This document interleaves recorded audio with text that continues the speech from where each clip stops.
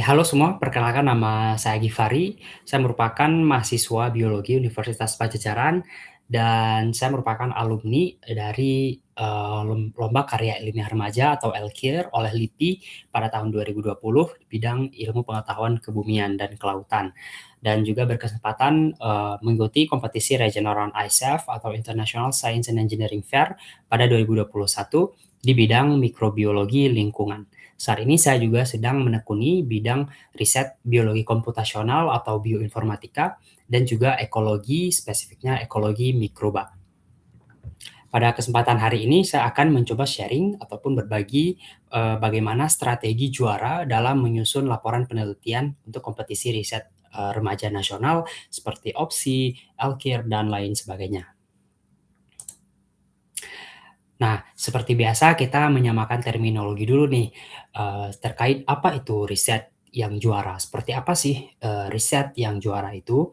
Mungkin kita me-refresh ulang kali ya tentang apa itu riset dan definisinya. Nah, kalau saya sih percaya bahwa riset itu sebenarnya metode yang digunakan untuk, meragukan kebenaran tapi secara bijaksana. Artinya memperhatikan etika, memperhatikan tata cara, sistematis, dan juga, logis. Nah, biasanya riset itu mengandung beberapa tahapan nih yang dicerminkan dalam bab atau, chapter ya dalam dalam penyusunan, penulisannya. Yaitu bab satu itu biasanya kita meragukan nih atau ada keraguan terhadap problem. Nah, jadi ada problem atau masalah. Biasanya output dari bab satu adalah hipotesis untuk yang bidang sains atau tujuan, atau untuk bidang engineering ya, ada tujuan. Untuk bab 2 biasa kita meninjau nih kebenaran-kebenaran ataupun, informasi-informasi yang sudah ada di dalam bidang, yang kita tertarik gitu atau permasalahan yang sedang kita teliti. Biasanya ini disebut dengan, tinjauan pustaka. Nah, bab 3 itu biasanya kita merencanakan pembuktian atau metode untuk kita, eee, membuktikan ya, keraguan ataupun, hipotesis yang sudah kita bentuk di awal tadi. Nah, ini yang paling penting sebenarnya bab 3. Bab 3 karena menentukan, sejauh mana riset kita itu menjadi signifikan atau benar-benar daging tuh di situ, di metode biasanya. Dan juga di hasil yaitu bab 4 di mana di bab 4 ini kita mengumpulkan bukti-bukti yang sekiranya diperoleh dari tadi metode ya, dari tata cara kita membuktikan.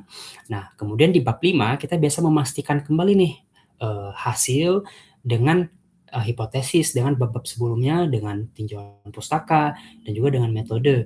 Bagaimana sih hasil ini kemudian, bisa, dibahas dengan, tujuan untuk memperluas ya pengetahuan atau, knowledge, informasi yang ada di bidang teman-teman gitu. Nah, pada akhirnya, bab selanjutnya ya adalah kita mempublikasi atau mempresentasi hasil dari penelitian kita. Ini sangat penting teman-teman karena pada akhirnya, riset atau sains itu tidak berjalan sendiri dan kita perlu feedback dari orang lain ya. Dan pada akhirnya juga kita bisa menerapkan riset tersebut atau di sini ada penerapan, biasanya penerapan ini tuh, bersifat, aplikasi ya. Setelah kita riset, mau dibawa kemana nih, risetnya? Apakah mau dibikin produk, atau mau dibikin komersial, dan sebagainya. Nah, ini aku juga, apa, kembali ya, tentang domain ilmu pengetahuan yang digambarkan oleh, sebuah, apa sih bilangnya, kabut ya, kabut ilmu pengetahuan, di mana saat ini harapannya teman-teman melakukan riset berdasarkan, curiosity driven research. Nah, apa itu riset yang berbasis, eee rasa ingin tahu? Yaitu teman-teman tidak hanya mengeksplor ya, pengetahuan-pengetahuan yang sudah diketahui. Misalkan yang sudah kita pelajar di SMA, di kelas, nah itu kan biasanya yang sudah domain-domain yang sudah hitam ini. Tapi kalau melakukan riset itu harus di pinggir gitu ya, di pinggir, eee domain pengetahuan. Jadi teman-teman harus, benar-benar mengetahui riset teman-teman ini, yang paling ujungnya apa sih gitu, yang sudah diketahui informasi-informasi terkait dengan permasalahan atau tujuan yang ingin teman-teman capai. Nah, lebih lanjut kalau teman-teman sudah keren nih ya, mendapatkan hasil, teman-teman bisa mengekspansi atau memperpanjang ya informasi tersebut keluar gitu. Sehingga ini disebut dengan unknown unknowns, discovery atau penemuan itu biasanya dia keluar dari domain-domain yang sudah diketahui. Nah, ini kerennya riset karena kita ikut berkontribusi ya terhadap sesuatu hal walaupun sekecil apapun gitu. Jadi walaupun kecil signifikansi teman-teman, tapi itu udah keren gitu karena itu memberikan sumbangsi. Oke, kita sudah sama persepsinya dulu di riset. Nah, selanjutnya kita ke sampingnya itu apa itu lomba riset. Nah, lomba riset itu kan sebenarnya yang mensimulasikan ya riset sebenarnya yang tadi gini. Nah, misalkan biasa lomba riset itu ada 3 output ya biasanya, proposal, laporan, dan juga final atau expo, kita presentasi. Nah, teman-teman kan dalam hal opsi atau Olimpiade Penelitian Siswa Indonesia, salah satu lomba riset yang lumayan bergengsi ya, itu sudah melakukan tahap proposal, yaitu menyelesaikan bab 1 hingga bab 3. Nah, ini sudah keren teman-teman, artinya sudah, sudah melakukan 3 tahap ya dalam riset. Selanjutnya yang paling penting adalah laporan. Nah, ini, 31 Agustus deadline-nya mungkin terasa lama, masih lama ya, padahal ini sangat singkat teman-teman. Jadi nanti kita akan bahas bagaimana strateginya. Nah, selanjutnya nanti akan ada final atau expo, di mana di sini teman-teman akan bertemu dengan, tim-tim lain nih, dan juga juri-juri yang keren-keren, yang pada akhirnya bisa menyemangati teman-teman untuk bisa, meneliti lebih lebih giat ya. Nah, seperti apa sih riset yang juara ya? Bagi aku juara itu bukan cuma juara 1, 2, 3 karena pada akhirnya terlalu sedikit ya. Menurut aku riset yang juara itu adalah riset yang minimal submit atau minimal publikasi gitu ya. Artinya sudah mencoba untuk menyelesaikan risetnya dan menaruhnya ke dalam suatu publikasi gitu. Itu dalam hal ini teman-teman minimal submit aja.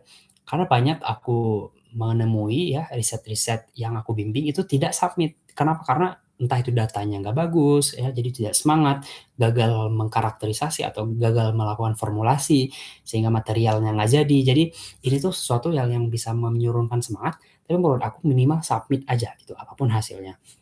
Nah, yang kedua nanti bisa diikuti oleh lomba serupa, misalkan LKTI, ataupun lebih lanjut nanti wirausaha, karena wirausaha berbasis riset itu biasanya dilirik teman-teman. Nah, selanjutnya adalah publikasi sosmed minimal ya, kayak rekam aja gitu, bisa kita saling menginspirasi teman-teman, mungkin untuk bisa melakukan riset gitu, sesuai dengan yang minat yang disukai gitu. Nah, selanjutnya adalah, ini menjadi langkah awal bagi teman-teman tentunya dalam menapaki dunia riset sesungguhnya, misalkan mengikuti masuk ke kuliah, nanti di kuliah ada skripsi, ada tesis. Nah, ini merupakan simulasi, teman-teman sudah terpapar sedari dini gitu. Dan ini menurut aku sudah masuk kategori riset yang juara, karena bakal banyak banget pelajaran yang akan didapat di sini. Oke, nah selanjutnya, bagaimana sih tips juara ya? Kita masuk ke fokusnya, kompetisi riset. Bagaimana sih tips juara opsi atau riset ICEF? Nah, sebenarnya teman-teman bisa melihat ya, di sini hanya ada 2 kategori yang paling signifikan ya, atau aspek yang paling signifikan dalam, penilaian lomba riset di ICEF maupun di, opsi, yaitu bab 3 dan bab 5, terutama bab 4, bab 5 yaitu bab hasil yang teman-teman saat ini sedang jalani.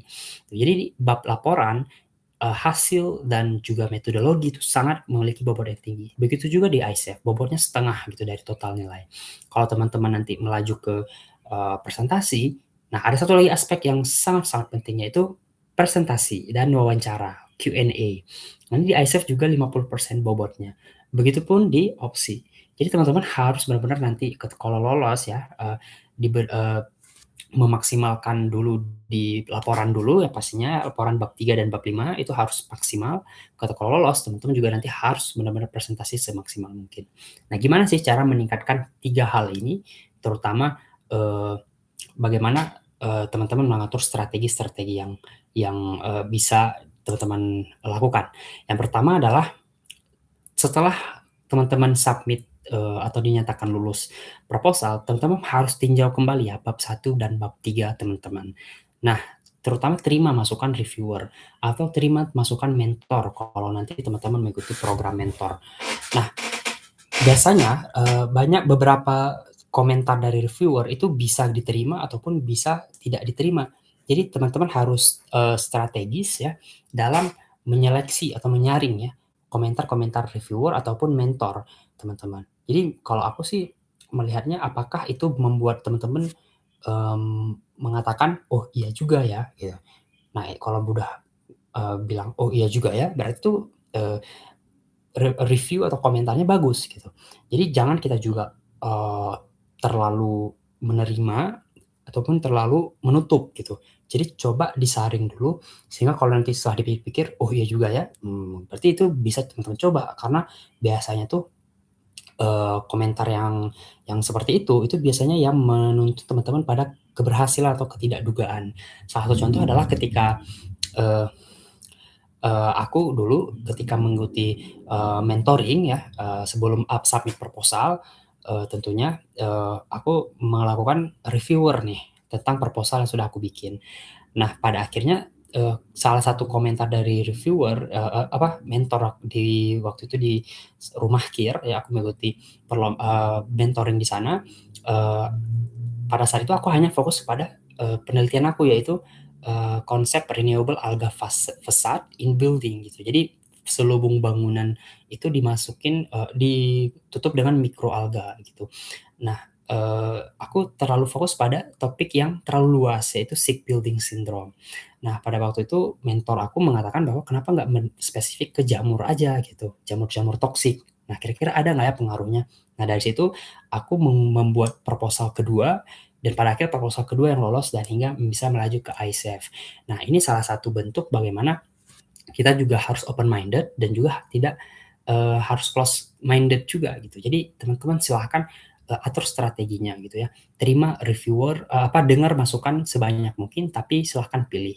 Nah yang kedua adalah tadi kan aku konteksnya adalah mengubah bab 1 dan bab 2 ya, atau aku mengubah tema penelitiannya.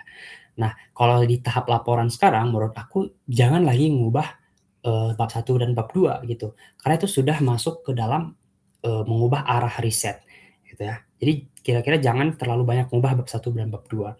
Nah, boleh mengubah, tapi ubah cakupannya gitu ya. Jadi bukan arahnya. Contohnya apa nih, Kak? Contohnya misalkan teman-teman memfokuskan atau melebarkan permasalahan latar belakang. Contohnya nih bisa dilihat di sebelah sini, ini adalah, judul proposal aku ketika Eee, seleksi nasional, ketika mengumpul laporan di nasional, dan ketika maju ke ICEF. Nah, kalau bisa dilihat ini perubahannya, tidak signifikan tapi ada perubahan, yaitu dari spesies jamurnya, ataupun dari segi, parameternya ketika di ICEF aku lebih general, yaitu sudah masuk menganalisis nggak hanya jamur toksik tapi building health. Jadi aku mengukur, tingkat, respon dari penghuni ya, seberapa sering dia melakukan, apa, keluhan-keluhan yang terkait dengan, kesehatan dan sebagainya. Jadi aku mulai memperluas gitu. Nah ini silahkan di strateginya seperti apa, apakah teman-teman mau memfokuskan atau melebarkan gitu. Kalau saran aku sih memfokuskan itu jauh lebih bagus, tapi kalau teman-teman nanti hasilnya kurang oke nih, kalau kita terlalu fokus pada satu parameter atau variabel, maka teman-teman bisa melebarkan. Contohnya dalam kasus aku mungkin beberapa jamur itu tidak serta-merta terpengaruh terhadap, instalasi, terlalu terlalu direct gitu hubungannya. Jadi aku melebarkan. Nah, itu bisa merupakan sebuah strategi. Nah, selanjutnya teman-teman bisa menambahkan metode atau variabel ya. Jadi, ini masih bisa sih bab 3 masih bisa ditambah ya metode atau variabel, asalkan jangan tadi terlalu signifikan aja berubahnya.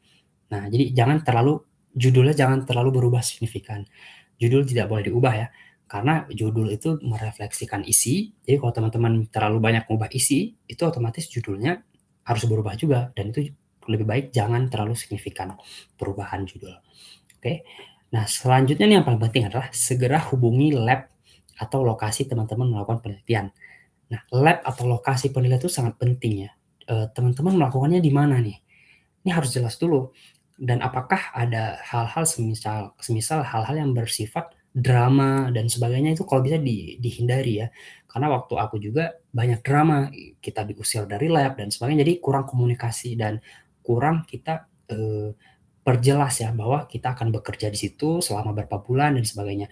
Jadi silahkan sudah ada narah hubung terkait dengan teman-teman melakukan riset di mana, butuh alat apa saja, total biaya kalau bisa, apa yang harus dibayar dan sebagainya. Kemudian kalau bisa teman-teman melakukan kalau melakukan analisis yang terpisah-pisah, teman-teman harus lihat tanggal ya, tanggal kapan teman-teman menerima hasil. Nah, ini sangat penting karena waktu 4 bulan atau 5 bulan riset itu sangat singkat ya. Jadi, teman-teman harus benar-benar bisa mempertimbangkan antrian dari analisis, lab biasa tuh ada antrian. Jadi silahkan, eee, atur kapan saya akan menerima hasil dari, sampel yang akan saya kirim.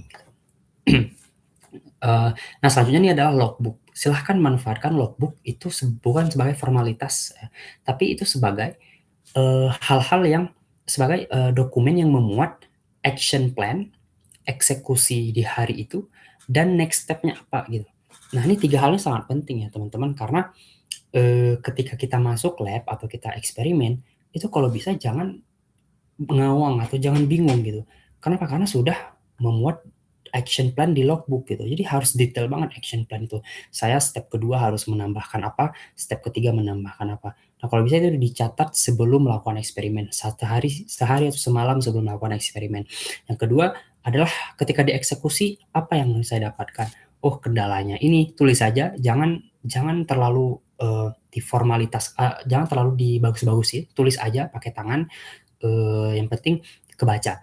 Nah, selanjutnya adalah next step-nya apa gitu, setelah melakukan prosedur ya, punya waktu sedikit untuk sebelum pulang ke lab atau sebelum pulang ke rumah gitu atau apa, silakan tulis next step-nya kira-kira yang saya lakukan apa ya, ide-ide berikutnya atau ide-ide, eksperimen berikutnya.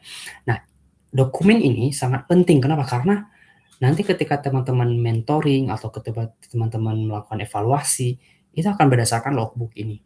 Dan penting juga untuk teman-teman melakukan plan B, C, dan sebagainya gitu. Jadi misalkan nih, di hari pertama eksperimen sepertinya ini akan gagal atau akan kontaminasi atau apa. Jadi teman-teman sudah mulai menyiapkan next-nya saya harus ngapain gitu. 2 minggu ke depan saya harus ngapain, saya sekarang harus beli alat apa supaya, harus mengubah strategi apa dan sebagainya itu harus ditulis. Jadi penting banget untuk teman-teman fokus ya di bab 3 ini dan juga, strateginya.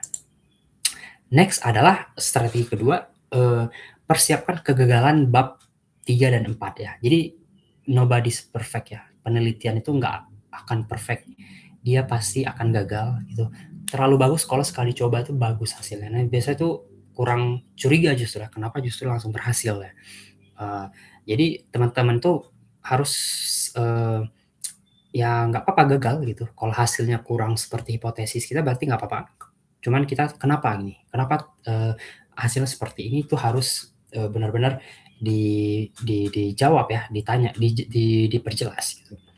Nah, strateginya seperti apa sih kalau kita, menemukan kegagalan dalam bab 3 atau bab 4? Entah itu formulasinya gagal dan sebagainya.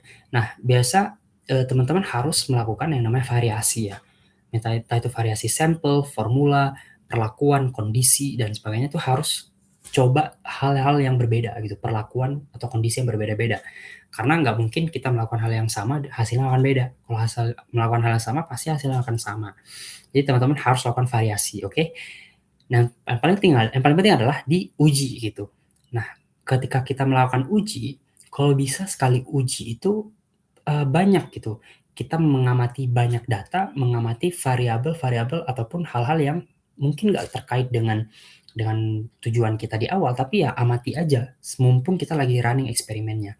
Nah, ini bab yang kedua ya, tips yang kedua, jangan bergantung pada satu grup hasil atau parameter. Misalkan teman-teman, melakukan seperti aku ya, melakukan eksperimen di mana kita itu selama 2 minggu atau 3 minggu, kita menempatkan model bioreaktor ini dengan, isolasi jamur di dalamnya, gitu. Jadi kita mengamati bagaimana perilaku, jamurnya atau, pertumbuhannya. Nah, ini kan heboh ya, lumayan heboh eksperimennya. Jadi kalau bisa jangan diulang lagi, kalau bisa sekali jalan mengamatinya banyak gitu. Nah, contohnya apa? Kalau kita fokus pada terminologi atau parameter yang spesifik, kita bakal cuma tahu segini doang gitu, yang di sebelah kiri. Tapi kalau kita mengganti ke terminologi umum, kita bakal menurunkan banyak, parameter-parameter yang spesifik, yang mungkin bisa kita ukur di penelitian kita. Contohnya, mmm, ketika aku ingin mengukur, eee, apa ventilasi itu kan sebenarnya nggak cuman soal, eee, angin dan sebagainya, tapi bagaimana aku bisa mengukur tekanan, misalkan tekanan dalam chamber dan di luar chamber, sehingga ada namanya sirkulasi di situ. Atau aku akan mengukur, akustik gitu, kondisi akustik ruangan dalam chamber atau di luar chamber itu seperti apa sih, yang mungkin bisa memengaruhi, pertumbuhan jamurnya, mungkin ya. Jadi, ketimbang hanya fokus pada parameter ini gitu ya, dan ini juga semua aku tidak ada yang enggak semua aku ukur gitu ya, karena keterbatasan tadi alat dan bahan sebagainya gitu. Jadi teman-teman silahkan untuk menyiasati itu, fokus pada terminologi umum, parameter umum, lalu coba turunkan parameter spesifiknya, sehingga kita bisa punya opsi lebih banyak gitu. Sama juga misalkan teman-teman, eee, nah jadi ketika kita punya banyak data, kita punya banyak, ruang untuk menganalisis hasilnya gitu dari berbagai aspek gitu. Dan kita bisa pilih yang paling signifikan yang mana, yang sekiranya nyambung dengan hipotesis dan juga dengan, eee, apa, tujuan dari riset kita gitu. Contohnya juga misalkan teman-teman mengukur pengaruh, perilaku apa, perlakuan dalam dalam tubuh mencit misalkan ya. Nah, mencit itu kan lumayan mahal ya analisisnya. Jadi coba analisis nggak cuma dari satu organ, tapi organ-organ lain juga gitu. Apakah dia terjadi penurunan atau kenaikan efeknya gitu kan. Jadi banyak, eee, dalam satu eksperimen banyak data yang bisa diambil gitu. Jangan cuma fokus pada, judul atau data yang kita tertarik aja gitu. Nah, pada akhirnya, teman-teman misalkan sudah maksimal nih, melakukan variasi, kemudian banyak analisis data, mungkin hasilnya kurang memuaskan atau kurang bisa dipresentasikan atau kurang signifikan. Nah, teman-teman bisa melakukan pengulangan atau kita sebutnya pivot ya dalam penelitian dan itu adalah hal wajar. Karena pada akhirnya penelitian itu proses iterasi ya, mengulang seperti yang kita tadi slide pertama. Nah, ini silahkan diskusi dengan mentor karena pada akhirnya ini soal waktu, apakah waktunya cukup dan juga biaya, apakah akan ada biaya tambahan gitu. Jadi teman-teman silahkan strateginya dimaksimalin. Nah, ketiga adalah melakukan analisis multi level ya. Bagaimana sih analisis multi level? Kan sekarang sudah banyak tools komputasi ya, komputer mensimulasikan apa yang terjadi di dunia eksperimen atau di dunia nyata di komputer. Nah, ini memang agak sulit, perlu banyak belajar, tapi justru ini akan meminimalisir kegagalan teman-teman gitu. Kalau seandainya nanti gagal, ada data pendukung ataupun kalau seandainya nanti melakukan eksperimen, itu bisa lebih terfokus. Nah, contohnya apa? Contohnya misalkan dalam bidang MST itu ada namanya molecular dynamics dan molecular docking. Nah, silahkan coba cari terminologi ini bagaimana ini bisa membantu riset lab teman-teman gitu.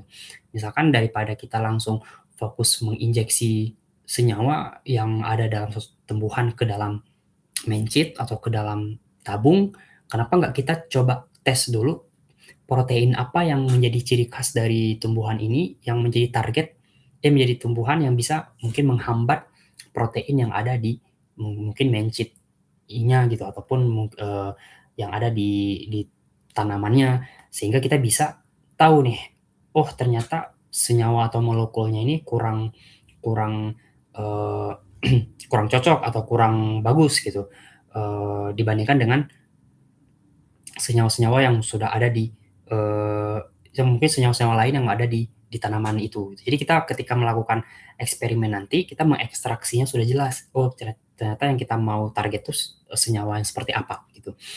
Nah, ini juga sama ketika di bidang, aku dulu gitu, di bidang tadi, menganalisis renewable facade gitu, pemasangan mikroalga terhadap daya tumbuh jamur, sebenarnya kita bisa melakukan, simulasi gitu. Ada simulasinya, simulasi kelembaban, simulasi, eee, simulasi panas yang jadi kita bisa lebih, apa ya, bilangnya tuh, lebih prepare terhadap, hasil yang mungkin akan kita dapatkan ketika kita melakukan serangkaian penelitian, di eksperimen ataupun di lapangan, gitu.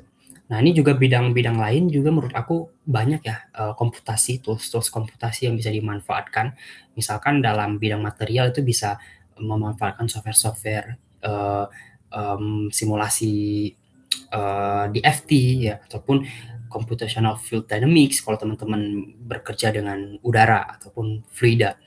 Nah, kemudian ada di IPSH, aku kurang paham ya, mungkin kalau kayak sentiment analysis ataupun systematic literature review ini bisa mengekstrak ya, secara metodologi, dari riset teman-teman gitu. Kira-kira sejauh ini seperti apa sih, eee hasil yang ada di riset-riset orang lain atau yang ada di media sosial, terkait dengan tema teman-teman angkat. Sehingga nggak perlu lagi wawancara. Perlu sih wawancara langsung gitu ya, supaya lebih confirm, tapi di awal itu jauh lebih, sudah terpetakan gitu setidaknya. Dan ini lebih praktis, artinya gratis gitu kan di komputer. Tapi mungkin memerlukan sedikit, effort aja sih untuk belajarnya. Tapi menurut aku kalau memang nanti penelitiannya ini ya, pertanyaannya adalah apakah itu membantu meningkatkan keberhasilan lab atau eksperimen. Jadi kalau merasa tidak membantu, ya udah berarti jangan. Tapi kalau kalian merasa itu membantu, ya berarti lakukan gitu, karena lebih baik melakukan daripada tidak ada gitu kan. Kemudian yang kedua adalah dukung dengan data lapangan yang relevan. Nah, ini penting ya, maksudnya nggak terlalu penting atau gimana, tapi, eee, silahkan coba explore, siapa tahu ini tuh bisa menjadi masukan dari riset teman-teman, gitu. Misalkan dalam bidang MST, itu kan, mungkin kita nggak relate ya dengan, metode-metode seperti wawancara ataupun metode-metode, eee, observasi, itu seperti apa sih, tata cara ilmiahnya gitu, untuk kemudian mengumpulkan spesimen dan sebagainya. Nah, ini silahkan dipelajari karena, eee, ini bisa jadi bahan untuk laporan teman-teman nanti gitu. Jadi kalau misalkan teman-teman punya dokumentasi yang baik, punya bahan yang baik gitu, di lapangan, jadi teman-teman bisa masukin ke laporan bahwa penelitian teman-teman itu, eee, tidak hanya di lab gitu, tapi, bisa berefek juga ke lingkungan nyatanya. Jadi, ini penting ya, karena misalkan dalam bidang juga teknik ya terutama, misalkan teman-teman bikin suatu software atau suatu perangkat, itu bukan berarti itu berfungsi, itu berarti baik ya, tapi bagaimana itu dipakai gitu. Mungkin dipakai oleh penggunanya, teman-teman bisa melakukan, research juga, UI UX research, misalkan beta testing atau user testing, bagaimana sih prosedur melakukan testing gitu kepada kepada, orang yang menggunakan alat kita. Nah, itu harus coba dieksplor ya. Jadi tidak hanya fokus pada membuat saja, tapi juga coba, diujikan gitu. Nah, selanjutnya adalah pahami limitasi data atau model eksperimen, dan lapangan. Nah, mana yang akan dijadikan data utama, mana akan dijadikan data tambahan, mana yang bisa diabaikan. Nah, ini sangat penting karena pada akhirnya boleh datanya banyak, tapi silahkan urutkan gitu ya untuk, yang mana yang paling ngena gitu untuk, menyelesaikan permasalahan teman-teman angkat atau tujuan, engineering yang teman-teman bawa gitu. Nah, salah satu yang paling, mungkin aku kurang maksimal ya ini gitu, analisis multi-level. Ketika aku riset di ISF, aku kurang mengeksplor tadi ya, simulasi in silico-nya atau di simulasi komputernya, jadi fokusnya terlalu lapangan di tengah-tengah ini, dan aku juga kurang mengeksplor di bagian, wawancaranya gitu. Bagaimana sih, jamur-jamur yang ada di bangunan rumah-rumah tuh seperti apa sih? Dan kita kan bisa lakukan eksperimen nih, wawancara gitu dengan yang penghuninya. Kira-kira Bapak Ibu batuk nggak, sebagainya nggak, gitu. Jadi kita bisa, ada data tambahan gitu, nggak cuman, satu dimensi aja gitu. Oke, paham ya sampai di sini semoga ya. Nah, selanjutnya adalah ini yang paling penting ya, ketika teman-teman sudah maksimal di strategi 1 sampai 3, selanjutnya adalah membuat itu, membungkusnya menjadi sebuah hal yang menarik banget gitu. Dan ini harus all out teman-teman, all out. Artinya kerahkan semua yang energi teman-teman punya untuk bikin ini menjadi lebih baik gitu, paling baik gitu. Yaitu apa? Laporan risetnya tentunya ya. Kalau teman-teman nanti belum belum lolos ke final, ya fokusnya ke laporan riset, bagaimana ini ditulis dengan sangat sangat sangat, effort gitu ya. Yaitu patuhi format ya, itu paling penting, tidak ada, kita harus mematuhi format ya. Jadi jangan ada yang terlewat pokoknya format. Nah, selanjutnya adalah layout atau tata letak. Di mana saya harus meletakkan gambar, tabel, paragraf ini baiknya di mana. Nah, ini harus ketika dilihat dari jauh itu harus tertata rapi gitu, nggak ngacak ya. Nah, kemudian adalah efisiensi tata bahasa. Ini penting karena terlalu banyak juga takutnya informasi penting, terlalu banyak yang nggak penting, takutnya yang penting malah ketutup gitu. Karena reviewer ini, teman-teman harus ingat, bisa jadi dia tidak berasal dari bidang teman-teman gitu. Nah, aku kurang tahu kalau opsi seperti apa, tapi kalau misalkan di lomba PKM, di mahasiswa itu yang baca penelitian IPA atau MIPA itu adalah orang IPS gitu, atau bisa sebaliknya. Jadi benar-benar proposal itu harus bisa dibaca oleh orang dewasa awam yang mungkin ada di keluarga teman-teman, misalkan kakak ataupun abang ataupun bapak ibu. Jadi coba mereka kasih proposal kalian ke mereka, laporan kalian ke mereka, apakah mereka bisa paham. Nah, itu aja dulu. Kalau belum berarti kita revisi lagi. Oke. Yang selanjutnya adalah pilih gaya penyajian data. Ini penting ya. Kapan saya harus pakai gambar, bar plot misalkan. Kapan saya harus pakai box plot. Kapan saya harus pakai grafik garis-garis. Ini harus dipikirkan. Jadi coba explore aja sih opsi-opsi penyajian data. Nah, selanjutnya mungkin aku akan menyarankan schematic figure ya. Ini tuh semacam gambar yang merangkum semua penelitian teman-teman gitu, atau intisari dari penelitian teman-teman. Dan ini harus menarik gitu. Jadi perhatikan juga warna ya. Contohnya ini di bawah adalah schematic figure dari juara ISEF ya, juara di International Science Engineering Fair. Aku punya laporannya, jadi masih nyimpen, dan mereka memang sangat seperti jurnal-jurnal gitu gambarnya. Jadi saat ini contohnya gambar pesawat ya, one wing ya, satu sayap. Jadi ini ya secara umum akan menarik orang yang ngebaca gitu. Jadi ujiannya adalah apakah remaja atau teman-teman itu bisa terpukau gitu. Jadi coba kasih ke temannya, coba suruh lihat gambarnya nih, menarik nggak ya? Kayak kayak mereka nanya nanya gitu, nggak apa-apa, justru diam aja gitu. Nah, kalau diam aja berarti kurang menarik. Jadi gimana teman-teman bisa membuat schematic figure atau gambar atau tabel-tabel itu semacam seni ya. Jadi orang suka ngelihatnya. Jadi jangan kaku banget gitu. Contohnya kayak aku ini terlalu kaku mungkin bagi sebagian orang. Jadi coba variasikan. Selanjutnya adalah iterasi dan revisi, artinya pengulangannya. Jadi tidak ada sesuatu yang perfect langsung. Jadi mulai aja dulu, nulis aja dulu draftnya dan sketsa gambarnya, baru kemudian nanti kita menyempurnakan setelahnya. Gitu. Jadi nulis, perfeksionis. Ulang lagi nulis, perfeksionis, ulang lagi perfeksionis. Jadi revisinya itu berulang, kalau bisa 3 kali. Nah, jadi silahkan berikan waktu 1 bulan ya minimal untuk benar-benar fokus menulis, fokus memperbaiki proposal, mempercantik proposal. Jadi jangan proposal itu ditulis H-7, itu kasihan banget teman-teman, udah risetnya bagus, tapi tidak disampaikan dengan baik, atau tidak dipresentasikan dengan baik. Nah, ini bisa jadi bumerang juga. Jadi silahkan strateginya adalah berikan waktu yang cukup untuk penulisan proposal. Oke, setelah masuk final baru nanti kita masuk ke tema presentasi lainnya, yaitu membuat poster, bagaimana science communications, itu juga penting banget di ISEF karena di ISEF adalah bahasa Inggris. Jadi kita yang mungkin kurang lancar itu agak terbata-bata menyampaikannya, dan ini menjadi poin kurang gitu. Karena mereka jadi nggak paham jurinya, sebenarnya ini pilihannya apa sih gitu. Kalau aku lihat orang-orang yang menang itu ngecapnya jago banget gitu. Orang-orang Cina, India itu, orang-orang Amerika, Cina, India itu mereka benar-benar bisa menjual ya risetnya. Banyaknya orang Amerika sih yang menang karena memang mereka jago public speaking dan sainsnya bagus banget. Gitu.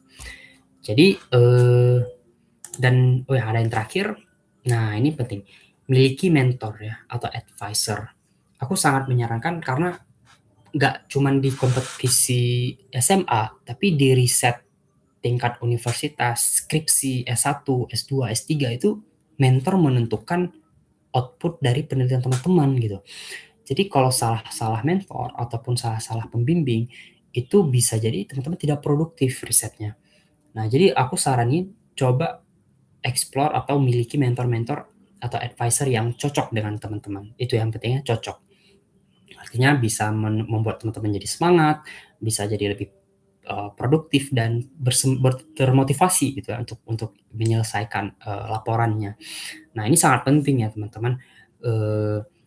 Teman-teman bisa mendapatkan yang gratis ya, misalkan berdasarkan YouTube, grup WhatsApp, Discord, itu email atau DM itu mereka biasa kalau sempat itu dibalas ya. Jadi jangan jangan pernah ragu untuk nge-DM ya, itu penting banget. Nge-DM orang-orang yang kiranya bisa memberi masukan ke laporan atau penelitian teman-teman. Ini banyak YouTube-nya, salah satunya mungkin Science Hunter Indonesia, ini bisa dilihat webinar-webinar terkait dengan metodologi ya, penelitian per bidang. Dan ini salah satu alumni ICF yang lumayan oke sih, namanya Rishab ya namanya, dia dari Amerika. Dia juara juara 3 kalau nggak salah top awards di ICF tahun 2022. Nah, dia bikin komunitas Discord nih teman-teman. Jadi teman-teman kalau mau masuk bisa. Oke. Dan mungkin juga dari perspektif juri. Juri itu ada beberapa yang bikin video cara menilai. Nah, mungkin bisa dicari nih keyword-keyword dari juri, dari perspektif alumni, dari perspektif mentor atau pembimbing yang sudah berpengalaman gitu. Bagaimana sih cara mereka membuat atau menyarankan laporan penelitian itu. Dan selanjutnya adalah berbayar. Nah, ini bisa teman-teman explore program-program misalkan kayak summer program, biasanya di bulan Juni ketika libur sekolah sampai Agustus untuk melakukan penelitian di satu tempat gitu, di lab atau di universitas atau dimanapun. Nah, ini biasa memang berbayar, tapi menurut aku sangat worth it. Kenapa? Karena eh, lab itu, tempat itu sangat memengaruhi teman-teman untuk menyelesaikan gitu. Jadi kalau terlalu tidak ada program terstruktur, biasanya lebih challenging ya, harus diakui lebih challenging untuk menyelesaikan penelitian. Tapi bukan berarti tidak mungkin. Nah, minimal bisa ikut kayak program-program bootcamp atau mentoring secara online yang diadakan biasanya oleh lembaga-lembaga riset gitu. Nah, aku mungkin tahun ini akan mencoba membimbing kalau teman-teman ingin membimbing di bidang spesifiknya di bidang biologi, mikrobiologi ataupun ekologi dan juga biologi, aku bisa bantu di bioinformatika dan komputasi, itu mungkin bisa teman-teman coba nge-reach out di projects.id gitu. Nah, cukup sekian strategi 5 strategi yang menurut aku sangat penting diterapkan atau diingat selama penulisan laporan penelitian riset nasional. Dan ini aku juga memberikan referensi-referensi yang teman-teman bisa melihat. Dan terakhir aku sedikit mempromosikan tentang inisiatif yang aku bikin untuk memajukan riset-riset kualitas riset-riset remaja di Indonesia. Karena pada akhirnya kalau pada akhirnya banyak lahir ya peneliti-peneliti yang termotivasi untuk melanjutkan penelitian ataupun melanjutkan ke jenjang universitas, itu menjadi sebuah kebanggaan sendiri bagi mentor, bagi aku sendiri terutama ketika mungkin bisa berhasil ya membuat riset-riset kalian menjadi juara, nggak hanya menjadi juara 1, 2, 3, mungkin nanti bisa menjadi publikasi ataupun menjadi sebuah produk yang kalian bisa teruskan gitu. Jadi kalau kalau berkenan mungkin bisa masuk ke grupnya untuk bertanya lebih lanjut. Aku membuat sebuah grup WhatsApp untuk komunitas research remaja di Indonesia gitu. Cukup sekian yang aku bisa sharing, semoga bisa membantu dan silakan diambil yang baik. Kalau ada kekurangan mohon dimaafkan. Cukup sekian, terima kasih. Wassalamualaikum warahmatullahi wabarakatuh.